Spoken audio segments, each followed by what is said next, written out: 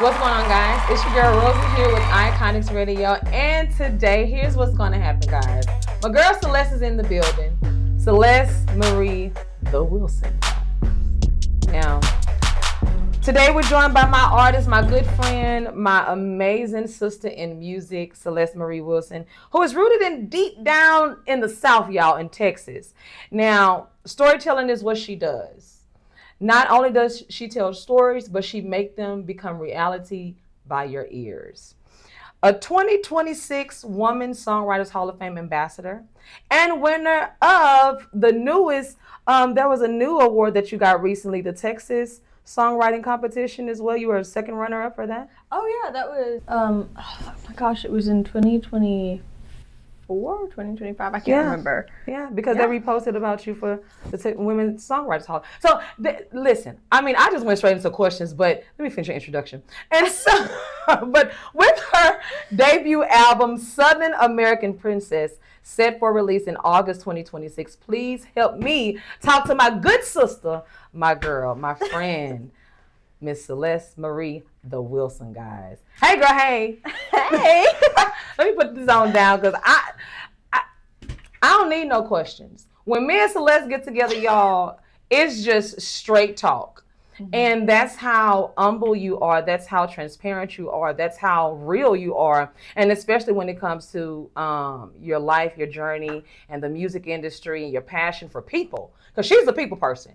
I don't know how we ended up wearing yellow together, but I don't know either. But okay, I'm gonna tell y'all this. We read each other's minds. Listen, this was my second choice. Mm-hmm. I came in, I was ready to go. I had purple silk dress ready to go with my little purple. By the way, cowboy boots for the game for my girl. I had to come with it. But then I had lotion and oil and everything. I was like, I cannot do Celeste like this on her interview. So yellow it is. I walk in and voila. I'm wearing yellow. Almost the same shade yellow too. Give me some, girl. Boom. So this is what happens when Celeste Marie Wilson is in the building. Okay? She knows her colors. Let's get into it, girl. What has been going on? Because this is your first time here at Iconix Radio. I mean, like literally you're a vet. Because you've had your own show here, still in production. You've come here for your first interview with us, and you slam dunked it. I mean, literally, she almost made me. Yeah, guys. You had me laughing very hard. That's all I'll say. And, I mean, how have you been? What's up, girl? Oh, my gosh. So much is up. So much is up. Let's get into it. I don't even know where we're going. That's why we're so deep in the South. I mean, there's so much above us. Girl, listen. I think from what I've been able to see, we spoke briefly before starting the recording, and we just talked about how fast you have skyrocketed as an independent artist. Now signed, okay? But as an independent artist, what has the journey been like? Truthfully, very sleepy, a lot of Diet Coke. I drank black coffee for a while, which is a weird list. I tried to get off of the black coffee because I was like, that doesn't match the aesthetic. Yeah. But then I was tired, so I went on to energy drinks. No sponsorship yet, but yeah. Mm-hmm. Yeah, and then I tried to get off of energy drinks, and then I was like, I'll just drink green tea and meditate, and that will make me energized, and now I'm back on the Diet Coke. So very tired, but it's a good kind of tired. Yeah. You know when you go to summer camp, mm-hmm. When you're little, and you go to sleep at night, mm-hmm. and your whole body is exhausted, mm-hmm. but you feel so fulfilled because you just spent the whole day swimming at the lake and just making running friends around. That's how I feel every night. Every night, because that's what you're doing. And you know, that's how I feel. I feel like tired to the bone, but not sad about it. Celeste, you graduated from school, high school. You went to, you were in homeschool. Yes. You had a job. You were at a barista. I was a barista. You were a barista. You were making strong coffee. Strong coffee. Long drives to work. Yep. Every morning. What was that like? Were you like, what was it like 21? I was 2021. 2021. You're 22 now, and your career has basically covered that 9 to 5 that you were working early in the morning. You're a full-time musician now. That sometimes doesn't happen to everyone. Let's talk about what has been your motivation. Gosh, I think it's the innate desire to tell stories. Okay.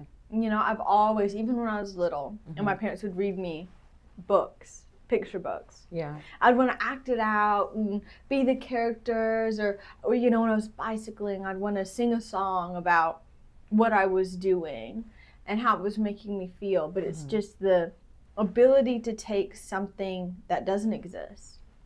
And I don't need anything to write a song, really. I don't need a piece of paper. I don't need a guitar. I don't need a piano. You can just write a song just by sitting here. We could just, in our heads, start working at it. Yeah. I can't think of anything else like that. And it's like that ability to create something out of actually nothing. There's no paint or paintbrushes. You know, there's no sculptures, there's no movie set, just like actually nothing. Sit there and create something. I think that kind of human connection and human experience is so valuable. And I started writing children's books and novels when I was younger. Oh, what? Wait a minute. I thought you was running around like doing all of the craziest things ever as a kid, but you also were writing books. You gave us some crazy stories the last time. Oh my gosh. But do tell, how did that come about? As a child, you were writing children's books? Yeah, when I was little, as soon as I could learn how to write, I started writing and stapling pages together to make books. And I would like give them to my classmates or my mom or my dad, and I'd do that. And it started up there, and then as I got older, I fell in love with poetry. And so I started making those books poems, and I'd staple it together, and like I'd always done. And by the time I hit about 4th grade was when I really got into writing like chapter books. Full chapters? Yes. Because, okay, so you hold on, baby. What? So basically you've always been a storyteller.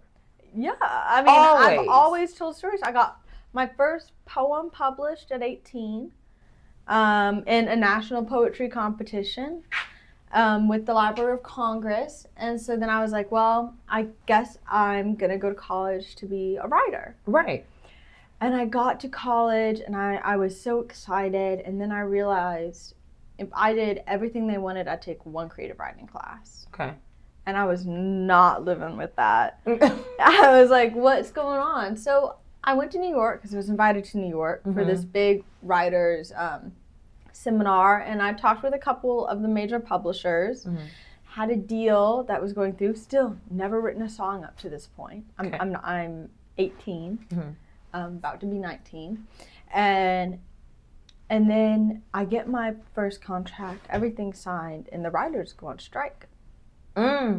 Yep. And when the writers go on strike and you're a member of the Writers Guild, you are not allowed to negotiate that stuff, especially if it has anything with film or TV. And so my contract fell through, my editor got fired, and all of a sudden I was back at square one. And I was like, oh, I just can't. So I started writing songs. I wrote one song, and I fell in love with it. You know, I wrote another, because it's almost like a poem. It is, yeah. And I just started writing and writing and writing, and it was like once that switch was turned on, that was it. It wouldn't turn off. That's it. And I already knew piano, but I was like, well, I got to learn guitar. I mean, I've only been playing guitar for 19, 20, 21, 3 years. What? Oh, wow. How long have you been playing the piano? Since I was like 7. Oh, just 7. Wait a minute. Okay, so let me back up. Investment is very important. Invest in your cheering. Put the money up. Put it aside. Put Starbucks aside. drop some of the subscriptions. You know, invest in your children is very important. Obviously, it pays off. You know, it's not the fact that you get your money back, but you do get your money back.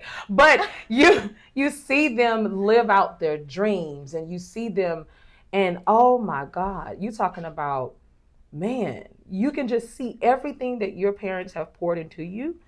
You've taken it and you've like multiplied it and divided it, and you're giving it out to the world, and people are really catching on, and they're on the Celeste train right now, y'all. The toot. Now, you know, content is very important because I know social media is really big. How do you navigate through social media? You have your cool people, then you got your bullies, you got your fans, your friends, your foes, you got all of the things happening. How do you navigate through social media now? How you handling it? I don't look at it, Rosie. I got a different app that schedules everything. I schedule everything a month out, and then I do not look at it. I'll go onto the comments and respond to a couple, but other than that, I'm like, no. I'm like, no, because it takes too much brain space up. Okay. It takes too much time because you get one hate comment, and then you're like, what if everything is bad and I should switch this and do something else, or I don't know, I could just like, you know, I can't be doing that every time I open my phone. Because every time I open my phone, I go to my mom and I go, do you think we should just like go join a circus or something? Hey, you never know. Like, Elvis, you know, you had some things going on around the circus, and let me stop. But I mean, I'm just saying, you know, when it's meant for you, it's meant for you. It is. And everything you've done has been right on time. Nothing has been delayed. Nothing has been too fast. I mean, your mother and your father, but Mama Bear is serious. And not only that, I always commend your mother because she's always there with you, no matter what it is. She's making sure every single thing is done, every T is crossed, every I is dotted, and she's managing every aspect from your personal life, if you will, humbly, but also making sure that you're protected, right? Because the industry is the industry. It is. So how do you feel like just knowing that no matter what happens, Mom is right there? It does make it easier because if you're sitting in a room, the average person, if they've got their manager there and someone's giving them a contract, they can't look at each other and communicate telepathically. Huh. But my mom and I look at each other. Not telepath. Hold on, wait a minute. That's deep. Telepathically. That's deep. That's real though. With our, you know, it's like if you've known someone your whole life, you know, you hope that they know what looks you're giving and what they mean. I can look at my mom and I'm like, oh, we're not doing that. I know right then we're not doing that. Or if I look at her, and she, I know she says no. Wow. You know, and so it's like I don't have to have this constant conversation of chasing tails to get anything done because we're just on the same page. I know that's right. Like if we both don't agree, then no. Period. You know, it's like if I don't agree, then she's not going to do it. And if she doesn't agree, I'll be like, we probably shouldn't do it. You know, and when you see, like you said, I think this is a really big important thing too. When you have someone in there who's with their manager, no pun intended, but it feels good to know that, hey, me and my mama going home to talk about y'all. We're gonna be talking about y'all in the car, baby. Not that they do this. Oh, but... no, we do. Listen. Hey, if you see us giving each other a look and we're at a gig together, we are getting in the car and we're like, oh my gosh. Could you believe that? Listen, I love it. I love it. Let's talk about you, because you got so much going on. Are you still training horses? There we go. I told y'all, normally I'm supposed to have my iPad. I'm supposed to have all my questions, but this is Celeste Marie Wilson. Okay, so are you still training horses? I'm not training horses anymore. No. I don't have time. You know what, Rosie? What? I'm just trying to get big enough I can buy my own barn. Girl. And I can go on trail rides with you. And we can go bloop, bloop, bloop. Well, you know, I got my boots now, so I'm ready to go, girl. Okay, got a little denim on. Watch it now. If I sin for you, will you pray for me? That was the title of one of your songs. Man, that one right there. Woo, woo. I get good. Because heavy. When you think about the title, obviously a lot of things come to mind, whether you're in a relationship or, you know, your family member. Like, will you pray for me if I sin for you? How do you create your titles? Because the newest one that you just won the Women's Songwriters Hall of Fame with, there's a little ladybug on your face on that cover. And I love that little ladybug. And I'm like, oh my gosh. Now you mentioned little animals in this song, all the things. The title, please. The title is What Else Could I Need? And I actually have a funny story behind it. Do tell. So we were about to go up to Nashville to record my first album. Okay. I had all the songs lined up. And I was feeling sassy. I was like, they just take anything I write. I told Mom, I said, Mom, they just take anything I write. And she's like, no, they rejected a few songs. I'm like, no, they just take, I'm going to prove it. And so I sat down with my guitar and I was like, I'm going to write something silly. And I was like, I saw a ladybug, I saw a baby duck. And then I started writing and I was like, oh no, it's not silly. And all of a sudden it was more about, everybody's always saying, well, when you're famous, you know, you'll feel better.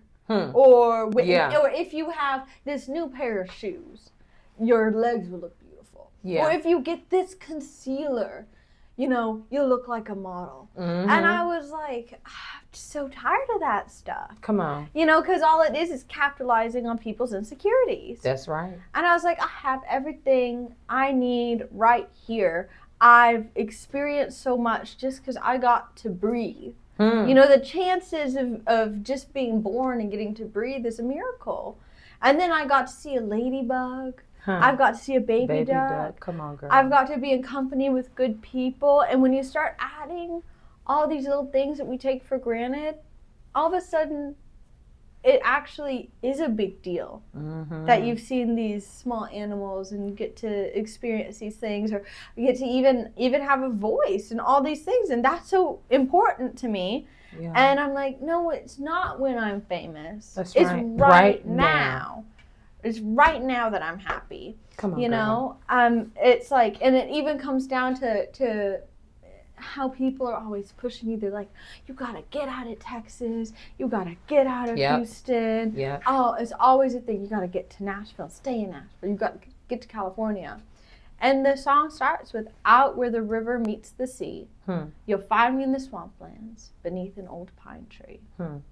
Because I'm not a Nashville songwriter. Say that one more time. Out where the river meets the sea, you'll find me in the swamplands beneath an old pine tree. Girl, in the swamplands beneath the old pine tree. Listen. That's Houston. I love it. In a swamp. Oh my God. That's powerful, man. That's powerful. And then I start breaking it down. I don't need a fancy car. That's right. I don't need my name in stars. I have lived for I have breathed, and I sing because the birds sing to me. You know? Listen. And it's like, I don't need all of this other stuff. That's right. Or in verse 2, I say, I don't need a million friends. But if someone wants in, then deal them in. As you are, be as you'll be. You're one of God's beautiful things. Because if someone wants you to change, they're not your friend. That's right. I'm like, and so it's just, I mean, I'm lucky. I'm lucky because I've got to see these beautiful things and be with beautiful people. I mean, what else could I need? You know, this is so, I just want to run over there and just squeeze you. We'll get to that later. But I think it's time for one of Celeste's kiddo crazy stories. Give us one, because I know you got one. Last time, y'all, I couldn't hold myself, so, you know, I came prepared. I wore yellow. So let me be good. Okay, I'm sorry. So give us a fun, because your stories are just that. They're just, gosh. Come on, give it, because I can't, well, the last one you said it was with your dad, and you did something like this. No. Oh, with the eggs. When I cracked him all over the floor. And he was like, "You don't do that." I was like, "No, you bad daddy. You don't yell at me." Yes. Give us a good story, because I know you got some cooking up there. Oh my gosh, I'm trying to think what's a really silly story. Mom, come on now. Think of one of the ones where she was swinging on the ceiling fan like, ah! It's like, what is going on? She's looking at me terrified. She's looking at me like, should I say it? Oh, before you got here, I told Anthony this story of going to DC. Now, this year, good things don't happen in good ways. Okay. Good things always happen because the universe has to be balanced. Yes, it does. And if a good thing happens, something bad has to happen. Okay.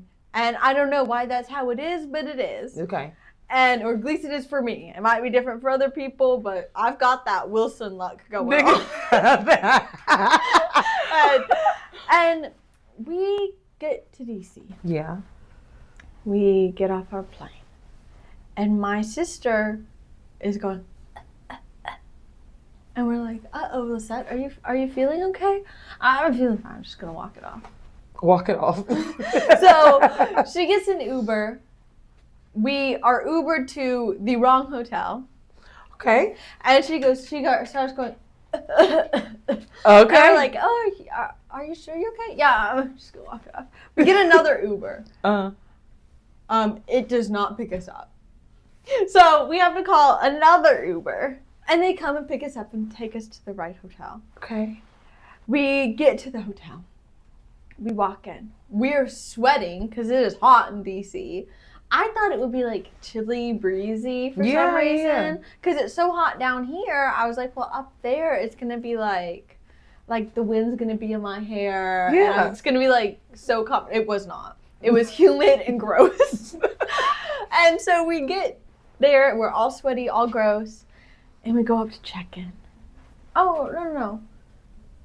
Y'all only had the hotel room last night and tonight. You don't have a hotel room after that. Wait a second. Yes, we do. No. You have a hotel room.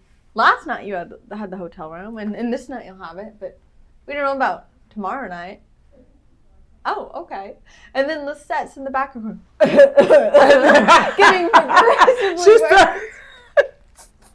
And I go, oh, okay. So we go upstairs for our one night hotel room reservation. There was actually 2. We paid for an extra night we weren't there for. And we get Lisette in bed. And Lisette is looking progressively worse. My mom puts her hand on Lisette. It is cold and sticky. She is cold and sticky. Lisette said, let me take a nap. I think I'm just jet lagged. Okay. Now, during all of this, my eczema has flared up. I have really dry skin. So I'm always buttered up. Like, I gotta oil myself, lotion myself, and then put a jacket on to keep my skin hydrated. Yeah. I'm like, I don't know how people do it. So I went to the Walgreens to get some moisturizer. I'm like, it's okay. I'm gonna come back and everything's gonna be fine. I come back and Lisette looks like death. Mom looks very concerned because she can't reschedule the hotel room. And I'm like, Mom, let's just go get lunch, and we're gonna day drink a little wine. Day drink, let's go. And so we're sitting there and we're drinking, and we're eating a little something. And I'm like, sometimes what else you gonna do? I was like, we finally get the hotel room situated. Okay. We go to the Women's Songwriter Hall of Fame.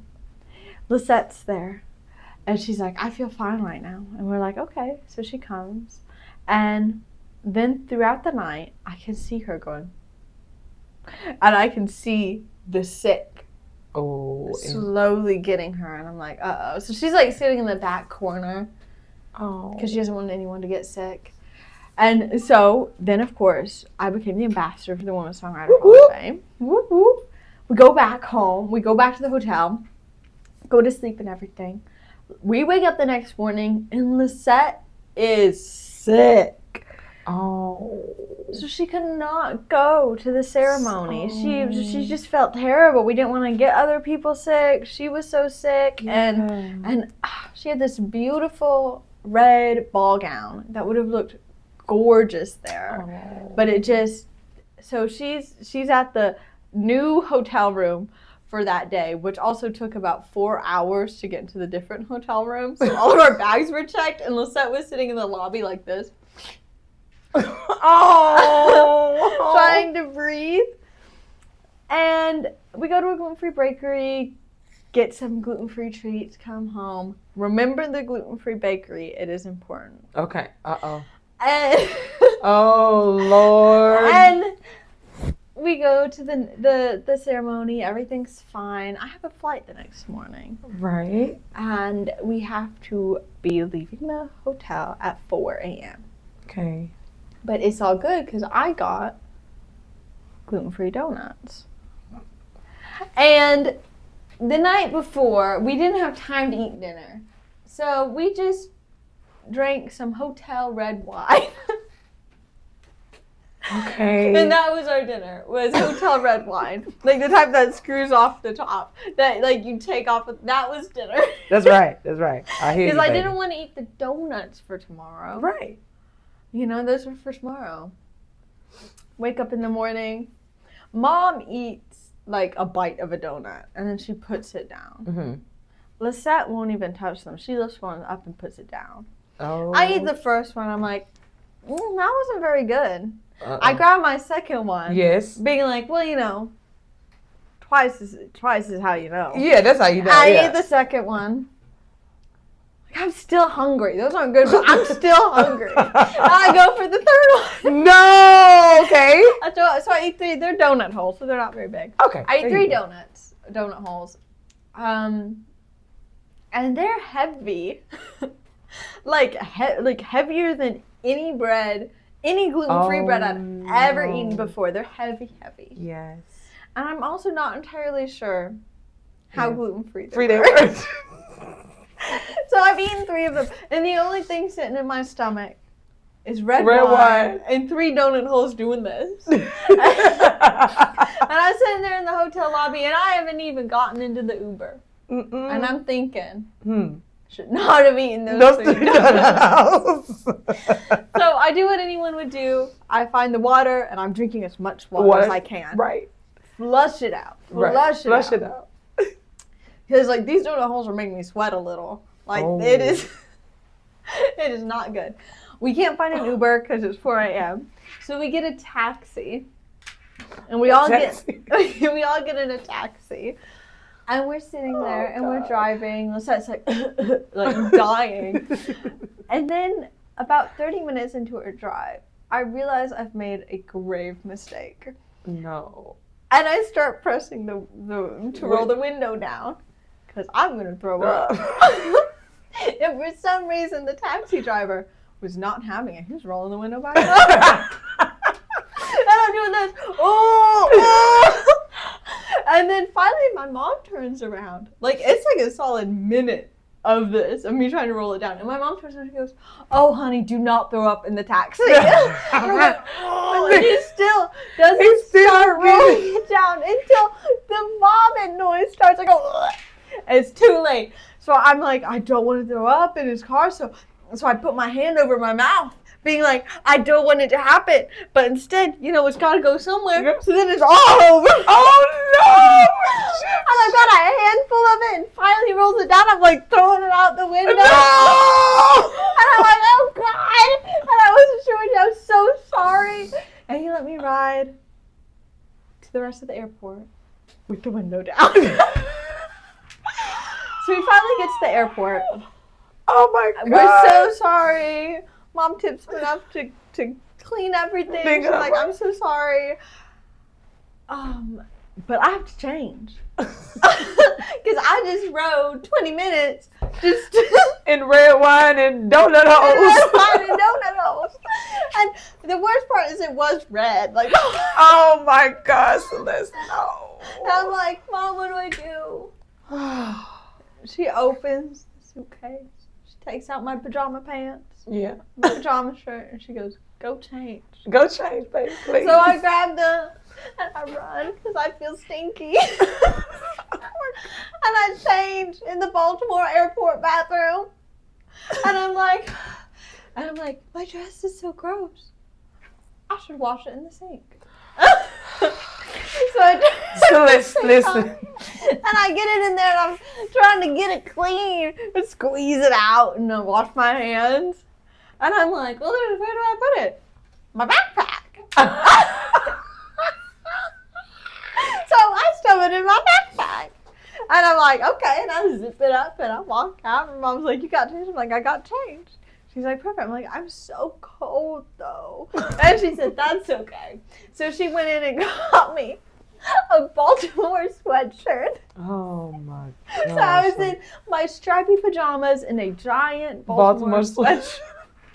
Obviously having a rough day, no makeup, hair in a half bun kind of thing, looking... Literally, oh my gosh. I go through TSA. You'll never guess what they pull me over for in my backpack.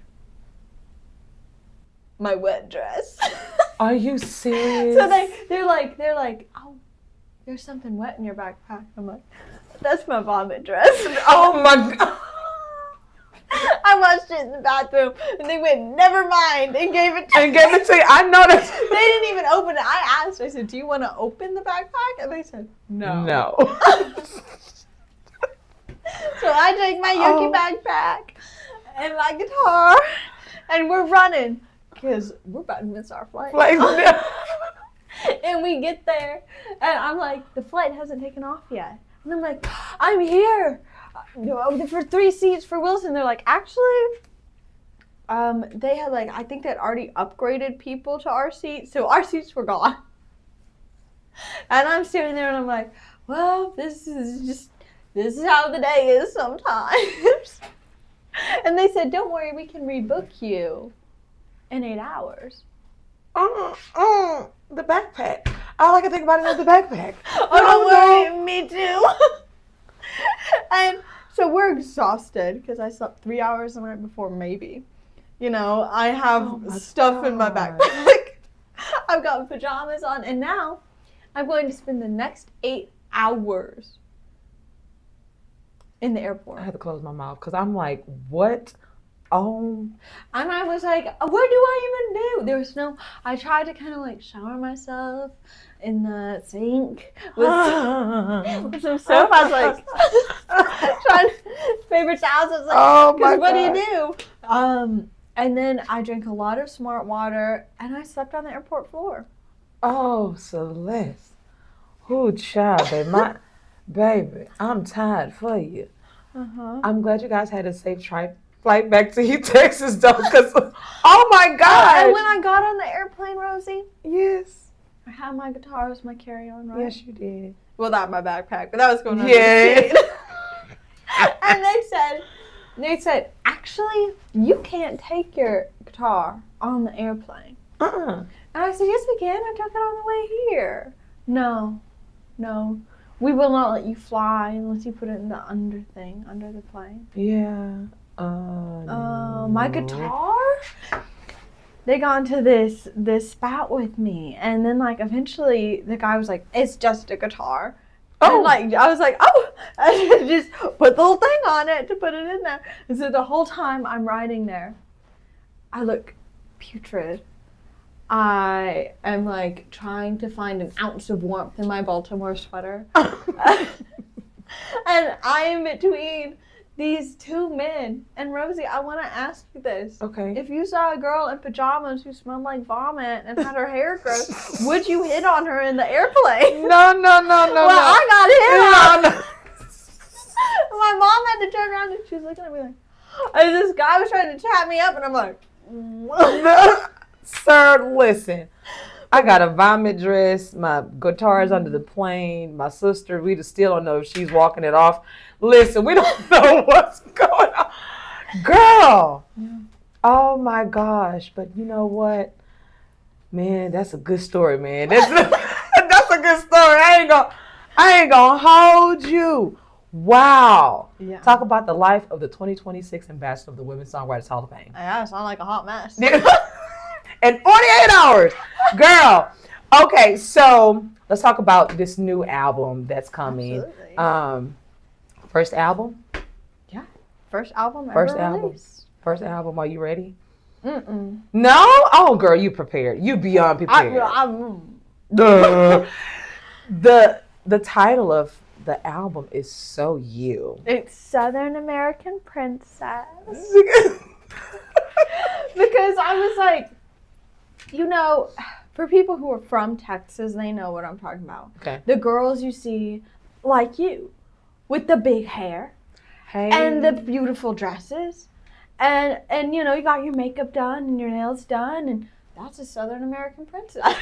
Hello. And I was like, oh, I love that, because it's that kind of, I feel like it's so complicated to be a girl in the South. Yeah. And there's so many, like, people see this one side where you're bubbly and fun, but then there's also this other side where it's like, you know, you still go to honky tonks. Yeah. You know, you still like you like a little bar, you like a little party. I mean, it's like this complicated, like, this is who I am. That's it. I love it. I have a lot of feelings. Some of them are weird. But they're rightfully so yours. They are rightfully mine. And you actually have an engaging crowd, an engaging following that they're like catching on to everything that you're doing. They're following the trends. Let's talk about that, because you got some big burly guys out there that's grabbing guitars and flicking their eyes at the cameras. Let's talk about it. Your skits. What are your skits based around? And how did the concept actually come about for you to bring your personality? Because you're sitting on the countertop, honey. You're just like singing your Dolly Parton songs. You're like Taylor Swift stole your song. Listen, all the things. Taylor, please contact. Come on, girl. Come on, girl. Like, let's talk about all the content that you're creating, and how can people join and become a part of the movement that you have going on? It's just fun. It's super fun. It's all fun. It's all fun and games. You know, we've got I have things from little skits that are like, did this person steal my song that's not the same genre as me? Right. And it sounds nothing alike. And it's, you know, always testing to see who watches to the end to read that they didn't. But we got those kinds of skits. I've got the skits that are like personality based. Like, have you heard this? Telling people a little bit of what the song's about. But one of my favorite ways people engage is I've had some young girls post photos of themselves in sundresses and boots. Yeah. And saying they're dressing like me. Oh. Well, you know what? I believe that everything about you, Celeste, is so beautiful. I mean, truthfully, from like when we first did our interview, and I told you, you're so smart and you're so like serious, but you're so much fun at the same time. You know, so when you can get information and you can have a good time, and then you can have a parade. You can do stuff like that with your mom, and then hang out with the guys. You know, like, everything about you is so beautiful. To the young girls that are like listening and watching you and just following you, what words of encouragement would you like to give them right now? Because I know you always dropping gems, but like for right now, where you are in life, what words of encouragement would you like to give them? I think if I could tell anything to young girls right now, it would be, right now there's such a push on this Ozempic stuff and this weight loss stuff, and do not listen to it. Okay. Do not listen to the beauty magazine that tells you you need this perfect shade to look beautiful. You already look beautiful as you are. And if you want to accentuate something, go for it. But don't try to change yourself. Don't. That's right. You don't need to. That's right. You're absolutely perfect. And if someone says otherwise, they're either A, jealous, or B, they just don't have enough going on in their life. Come on, girl. Hey, I'm telling you, when you have your shows coming up, there's always an interesting crowd. In the next 5 years, what do you see yourself? I would like to be playing stadium tours. Big budget stadium tours with that storytelling, and I could have a moment where I'm playing the guitar and it's just me and the audience, and then the big band things, and I can have people come and open and bring up other female songwriters, and just so much outreach, and that I think could be done with that. And not only that, but giving back to the cities you tour in. Yes. Is so important, and making sure that people are supported. And my favorite part of performing is when I have somebody, there are two favorite parts. My first favorite part is when I have someone come up to me after the show and tell me how much they loved it, or how it affected them, or how they didn't expect it to affect them. Yeah. That's one of my favorites. And then my second other favorite is, there are no words exchanged, but it's when you're performing and you look out and you can see someone being affected. Sometimes you don't know that what you're saying is affecting someone. It's like, for me, what else could I need is about my home and watching the sunset here. Right. And the sunset here, in Houston, is all of these vibrant colors and the oranges but sunsets look different in different parts of the world. It does, yeah. And so their whole visual of the song is different. And getting to exchange that, now the song, it has its own life. Come on, girl. It's not mine anymore. And that's what I love about it. It's like raising something. Like, I had an idea of what it would be for me, and it's awesome that it was mine, but now when I'm sharing it, it's yours. It's yours. And, I think that that's important for artists to be able to have that ability to touch everybody in the room, because that's what you do. But we want everybody to be able to reach out to you. So where can people find you, follow you, support you, go and be a part of the whole movement? Sundress and boots, baby. I didn't even know it, and look at me. Now the only thing we need more in sundresses is I am calling for more pockets to be in sundresses.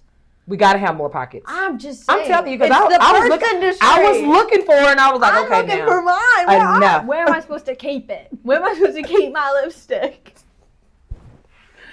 Where can my people find you, support you, follow you, and just continue to be a part of the Celeste train? Absolutely. They can find me on any social media under Celeste Marie Wilson, or they can find me online under CelesteMarieWilsonMusic.com. I have merch there. I have all my updates are there, my show dates, and come out and we'll have a blast. Celeste, there's never a moment that is like dull with you. Oh, there's always something. There's always something going on. Your team, everyone that's supporting you and behind you, let's give a shout out to your team. Oh, heck yeah. I would love to shout out my team. My mom. Period. Duh. My sister, who does almost all my photos. She does an amazing job. My dad, he's a supporter. He does my accounting.